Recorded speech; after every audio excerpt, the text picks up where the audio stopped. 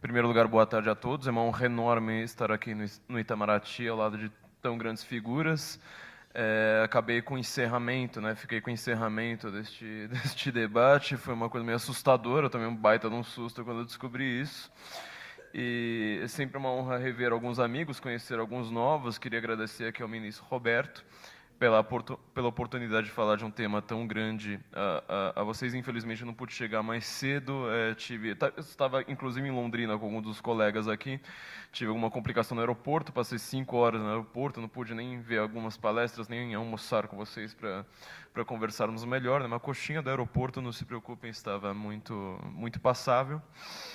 E eu queria falar com vocês. Olha, eu sou uma pessoa que é péssima com protocolo, tá? Eu sempre falo vocês no lugar de senhores, apesar de lidar com linguagem. Sou péssimo com protocolo até para usar uma gravata, né? Porque eu tô com uma gastrite terrível, um refluxo horrendo. Qualquer gravata me enforca e não me deixa respirar em questão de 30 segundos. Mas eu queria falar a respeito da relação entre democracia, povo e globalismo. Isso vai ter algumas consequências para nós que são dignas de nota. Democracia, nós estamos acostumados nos dias de hoje a dizer que sempre que o nosso candidato perde, a democracia está em risco.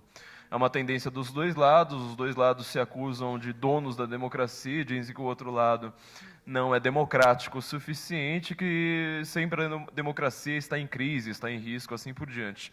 Democracia para Platão, eu sempre gosto de retomar a origem dos termos, a origem das ideias, traçar o seu histórico, assim nós conseguimos de fato ter um domínio sobre aquilo e não apenas pensar através de palavras que foram outros que determinaram para a gente. Democracia, lá no Platão, a gente precisa lembrar, né? Ele traça 3 tipos de sistema de governo, tá?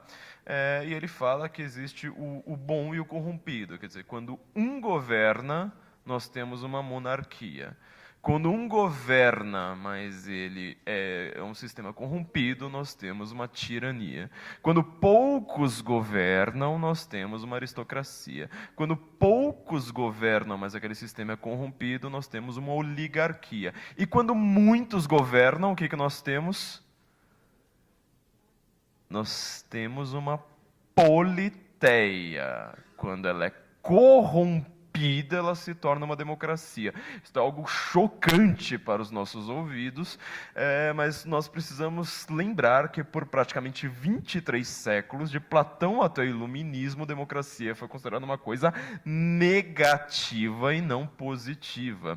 É meio estranho nós pensarmos nisso hoje, porque se Platão traçar 3 tipos de governo, bom e ruim, há uma tendência na modernidade para nós acreditarmos que só existem 5, ou seja, assim que muitos governam, nós acreditamos que aquilo ali é bom por si. Quer dizer, nós não temos mais o conceito de muitos determinando o governo através de voto, ou seja lá o que for, e aquele sistema ser ruim, aquele sistema ser corrompido, aquilo ser uma coisa ruim.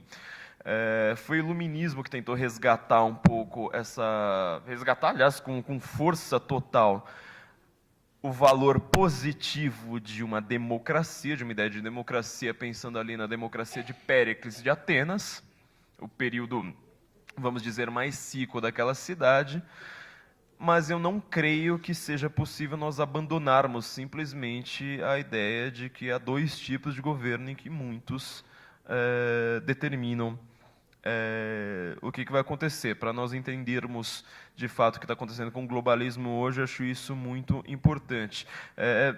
Só como um parêntese rápido, acho que o maior estudioso do fenômeno da democracia desde a antiguidade até hoje, creio que seja o pensador austríaco Erich von Kuehnelt-Leddihn. Ele mesmo diz, a democracia ateniense é um clube de golfe hoje. Quando você vai pensar que você tem todos os votos ali que condenaram Sócrates à morte, aliás, foi esse o ato mais famoso da democracia na antiguidade, condenar Sócrates à morte e posteriormente condenar Jesus à morte. Nós temos ali mais ou menos 500 pessoas. Atenas era muito maior do que isso, tá? Não eram 500 pessoas. Então, essa ideia que nós temos de uma democracia plena na antiguidade também é bastante falha, né? Um clube de golfe hoje é mais do que elitista, né? Uma coisa que pouquíssimas pessoas têm acesso. Por 23 séculos, então, nós lidamos com essa ideia de existirem estes dois conceitos de democracia ser uma forma corrompida. O que aconteceu de fato, que é digno para nós lembrarmos disso, é a tradução do livro do Platão para o latim, traduziu politeia como res publica. Não dá para a gente analisar aqui o que eles querem dizer com isso de fato, mas nós podemos entender que, seguindo os ditames do Platão, os latinos, os romanos, de fato criaram uma res publica, né, uma politeia, ou seja, uma coisa que visa ao bem comum. Não vou tentar definir o que é o bem comum em 15 minutos, mas a ideia é de visar o bem comum e não cada um pensando por si.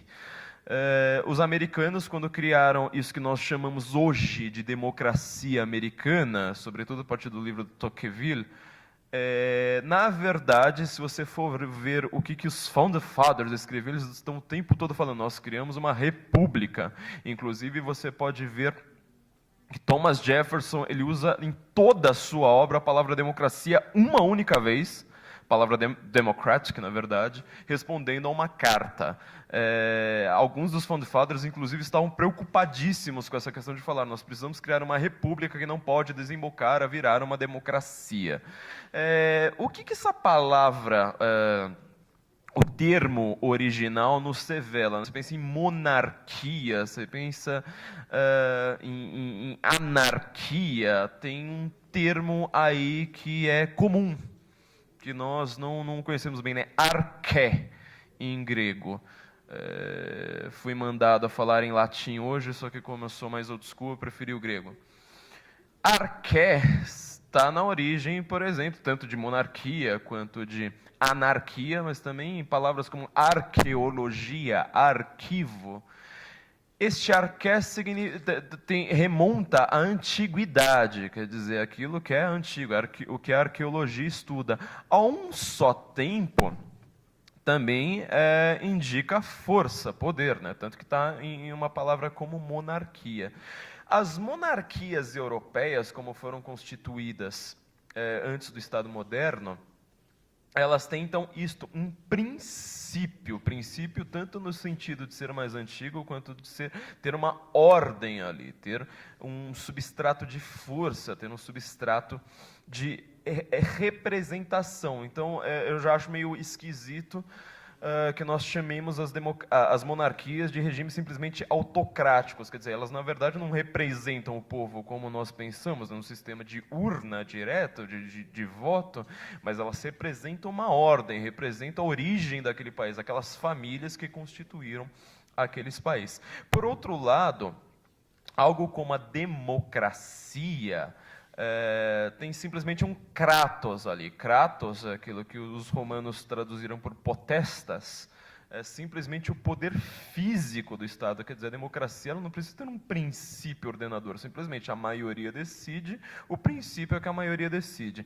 Com o iluminismo, sobretudo a partir da Revolução Francesa, nós temos essa visão, começamos a ter essa visão positiva de democracia, desse termo democracia, sobretudo, mas nós precisamos lembrar que a gente está trocando simplesmente um poder que era considerado autocrático, tinha seus abusos, obviamente, todas as questões internas na aristocracia, na monarquia, mas nós o trocamos simplesmente pelo poder da força numérica.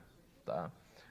Este Kratos é o poder físico, é o poder, às vezes, de violência do Estado, simplesmente dado ao daimos, dado ao povo. Povo aí vai nos dar algumas definições complicadas daqui para frente. Quando nós temos, então, este poder físico do Estado dado à maioria, na prática, obviamente estou simplificando aqui de uma maneira brutal, mas nós estamos trocando o poder de uma família, de uma aristocracia, de alguns nobres, do que quer que seja, que representavam tanto a ordem cósmica, a ordem daquele país, aquela história e precisavam internalizar isso em suas pessoas, em suas próprias pessoas, para simplesmente o poder da opinião pública, justamente na língua francesa, né, com a Revolução Francesa, que vai surgir esse termo opinião pública, e, de uma maneira muito brusca, que eu posso dizer que você troca a família que manda num país para quem manda na opinião pública. Quer dizer, quem manda na opinião pública determina quem vai ganhar uma eleição. Isso diz muito a respeito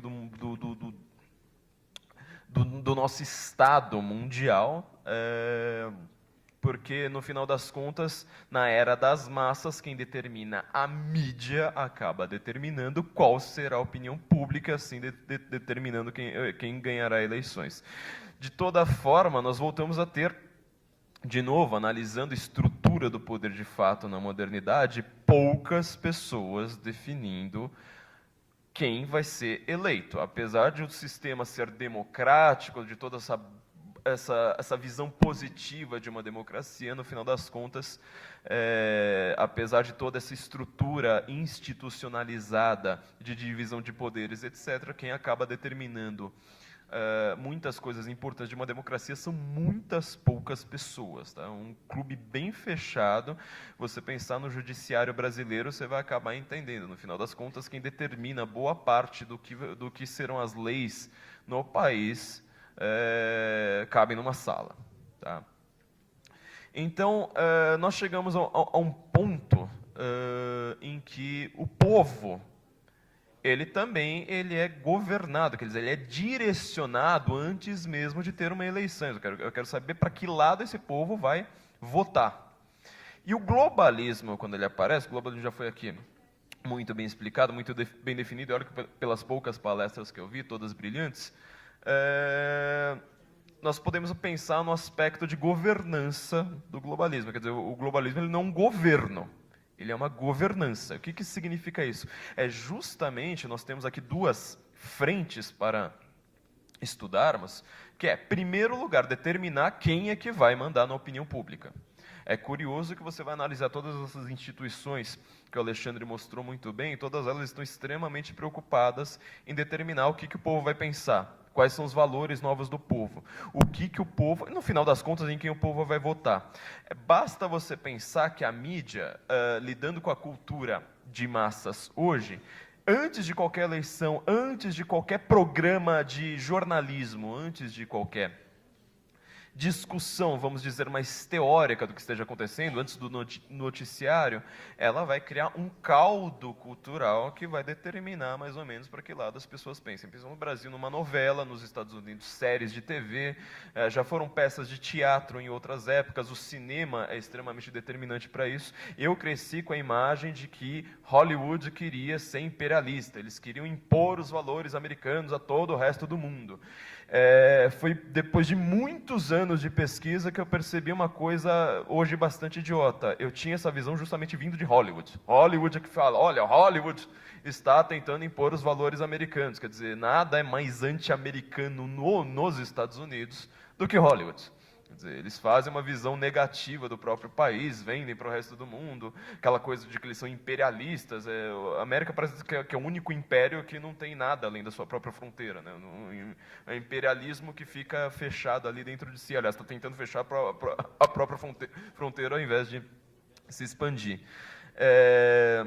Então, este caldo cultural, a gente pode entender o aspecto tanto político, né, dessa governança, que acaba formando deputados, acaba mandando, de fato, num país, através de instituições não eleitas e não representativas, a gente já viu várias delas aqui, mas também um outro fronte, que é você determinar exatamente o que aquele próprio povo daquele país vai pensar.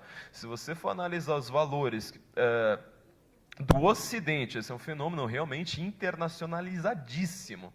Os valores do Ocidente, 20 anos atrás e hoje, é uma coisa chocante você pensar que uma eleição pode ser determinada por alguém ser transexual. Quer dizer, você tem os transgêneros e a transfobia hoje como um tema debatido em público. Na semana passada, nós tivemos aqui no Brasil um caso horrendo de um menino que foi esquartejado pela própria mãe. Isso não gera... Desculpa, foi chocante aqui. Mas isso não gera uma comoção nacional. O que se debate na grande mídia, que é determinadora de valores, eles estão lá com uma agenda específica, é falar de questões, por exemplo, o aquecimento global, a transfobia e outros termos que eles acabam entrando no imaginário. Então, assim, além desta governança, nós também temos uma determinação do que será esse povo, do que pensará, aliás, este povo. No caso brasileiro, especificamente, nós não temos ainda, no presente momento, uma mudança do que é o próprio povo. Quer dizer, você teve um influxo de imigrantes na Europa, inclusive nos Estados Unidos, talvez muito maior do que aqui, que acaba mudando a própria configuração desse povo. Quem andou em Londres recentemente sabe do que eu estou falando. Quer dizer, você não se sente quase numa cidade europeia. Há muitos lugares para os quais você vai que você se sente muito mais num país árabe do que num país inglês, tá? Esta mudança do que é o povo é muito importante para você determinar o que esse povo vai pensar, quais vão ser os resultados de uma eleição.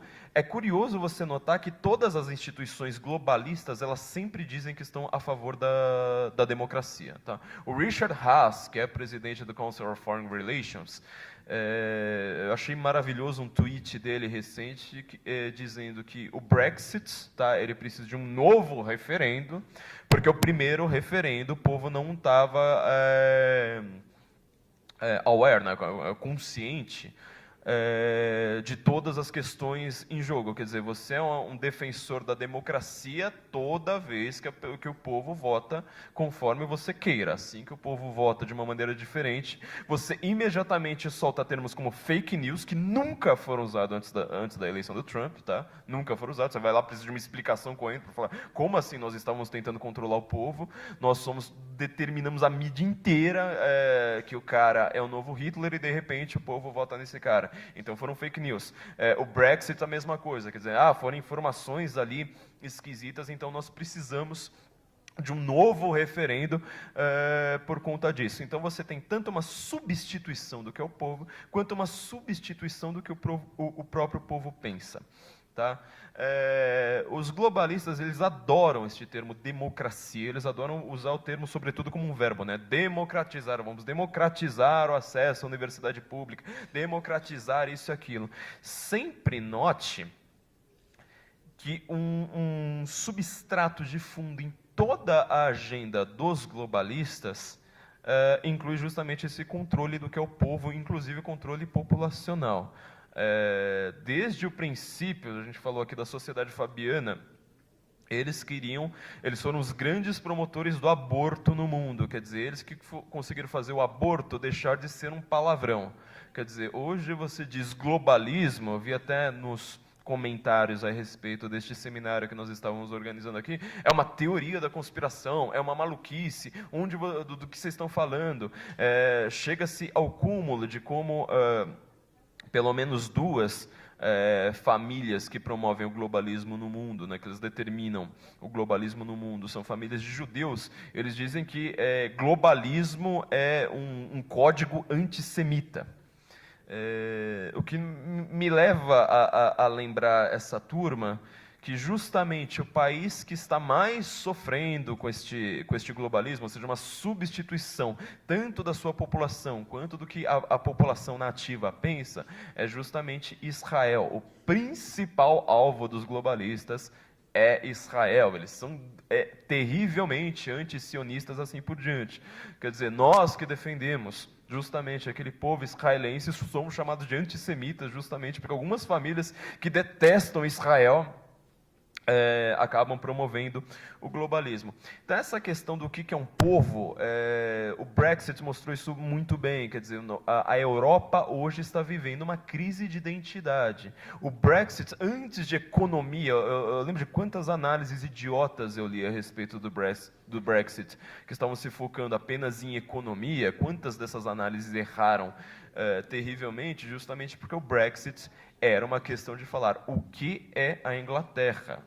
Quem determina o que nós pensamos? Se é para ser uma democracia, nesse sentido de democracia liberal, apesar de eu notar muitos problemas nessa terminologia, se é para você representar o povo diretamente através de urnas, assim por diante, nós vamos ter a nossa vontade respeitada, nós, o povo inglês, no caso do Brexit, nós, o povo americano, no caso do Trump, nós, o povo brasileiro, não só no caso do Bolsonaro, mas, sobretudo, nós temos um caso ainda mais chocante, que foi o referendo sobre desarmamento aqui no Brasil, né? Quer dizer, o povo inteiro vai lá e vota, não quero desarmamento. A lei do desarmamento está aí, foi imposta a nós, e se nós tentarmos reclamar dessa lei, além de sermos chamados de nazistas nas redes sociais, que é a coisa mais típica do mundo, nós não temos como, o sistema jurídico foi determinado dessa forma, e quando você vai ver as decisões dos grandes tribunais no Brasil, aqueles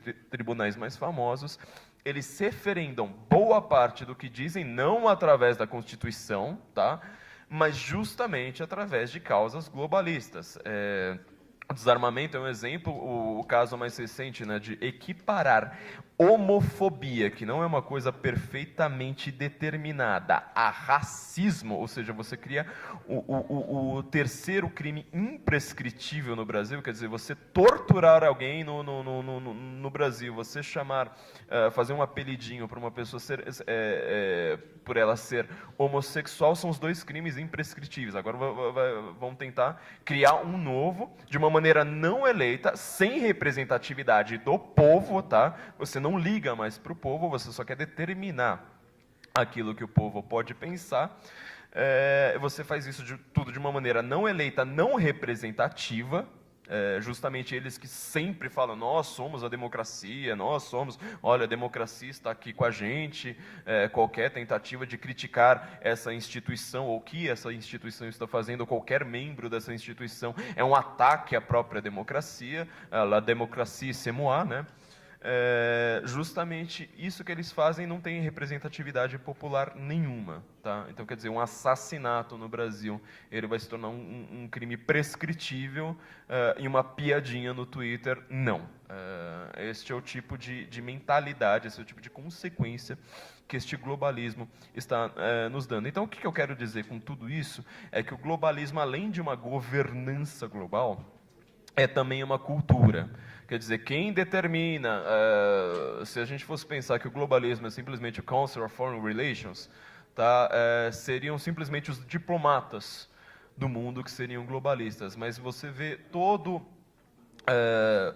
aquilo que foi determinado recentemente para o grande grosso da população pensar, ou seja, o politicamente correto, a visão positiva a respeito de qualquer quinquilharia da modernidade, que seja um ataque frontal aos valores tradicionais, família, religião, assim por diante, tudo isso está completamente interligado. Quer dizer, você não faz uma novela, você não faz uma série, você não faz uma série de filmes. Eu estou vendo os filmes de super-heróis, tá? Filme de super-herói, ou seja, para um público adolescente. Hoje, todos eles, seguidamente, um atrás do outro, precisam colocar uma mulher. Agora vai ser o novo Men in Black.